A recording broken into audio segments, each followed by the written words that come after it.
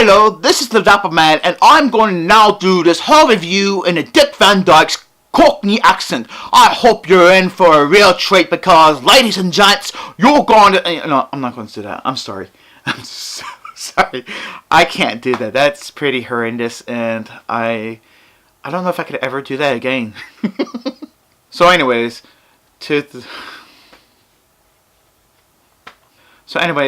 Mary Poppins Returns is a 2018 film directed by Rob Marshall. Rob Marshall would be a good director to direct this film because he has directed other musicals such as Into the Woods, the remake of Annie, and Chicago. So it seemed like a good fit. This film is basically 20 years past the original Mary Poppins, even though the film was now directed like over 50 years, like 55, 54 years. So it's 20 years later.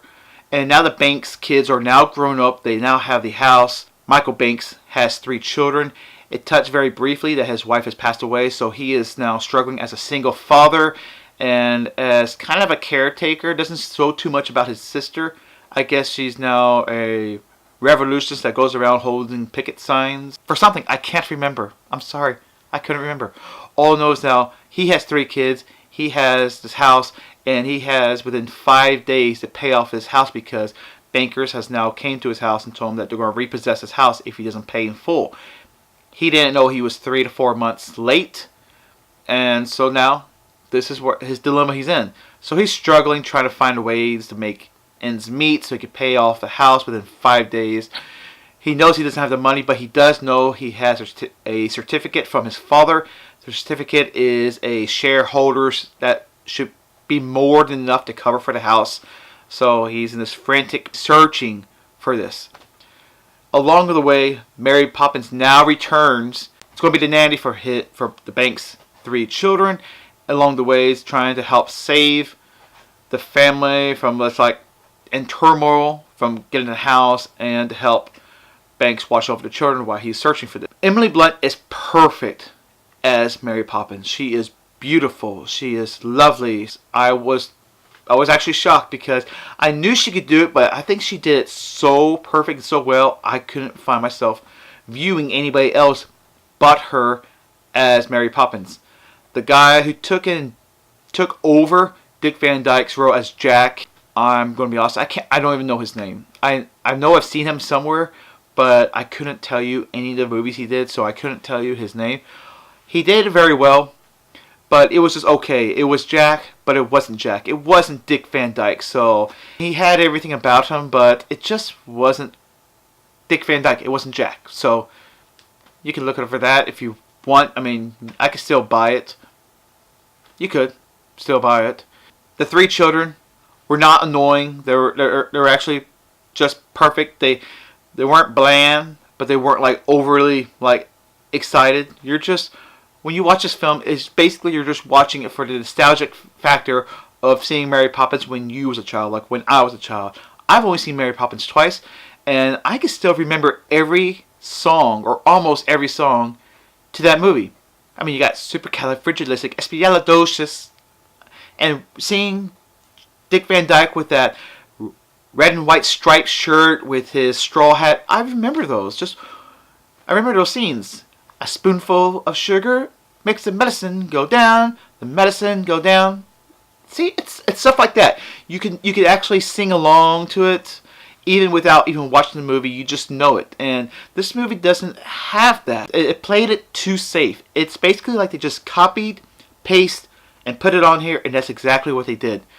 It's not bad, but it's not grand. It's watchable, but I wouldn't say it's like rewatchable. It's not like highly rewatchable, like I can go and buy this film and rewatch it anytime I want to. It doesn't feel like that's something I would want to do. It felt like it was good for a one-time watch, and that's it. I don't have to watch this film again. The original Mary Poppins, I could rewatch that film.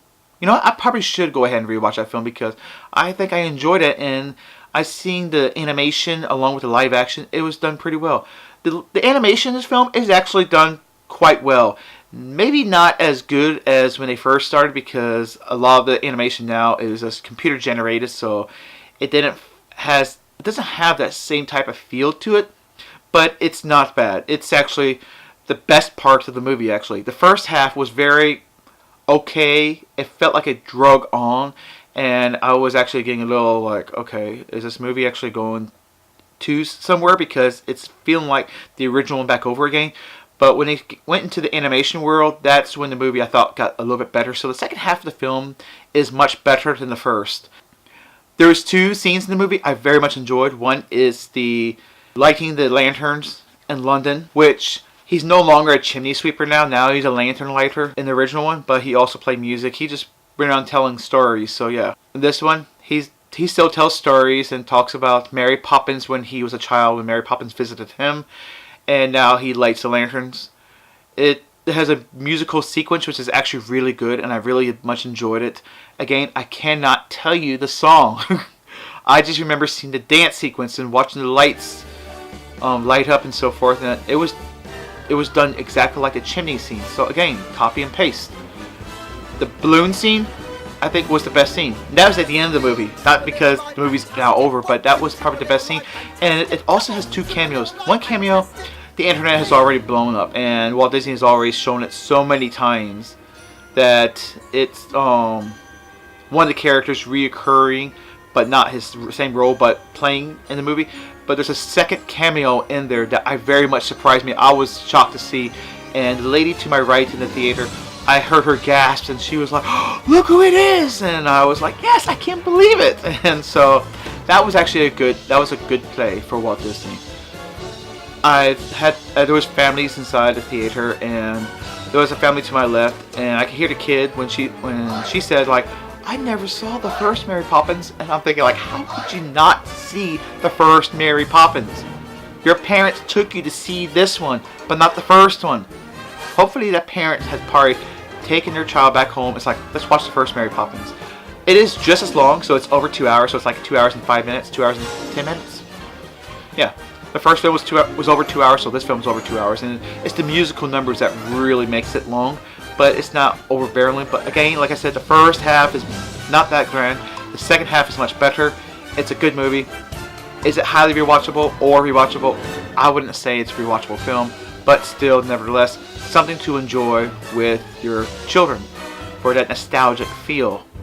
So, that is my review on the Mary Poppins Returns. I know this is my first review, and it's been taking quite some time. I'm very busy doing my working jobs and doing videos, so I greatly appreciate you sticking around and subscribing to my channel. Like it, I very much appreciate it. I'm at 120. Thank every single one of you that has subscribed. You don't know how much I appreciate it. And hopefully I will get to see you around until the next review. So until then, next time, cheers.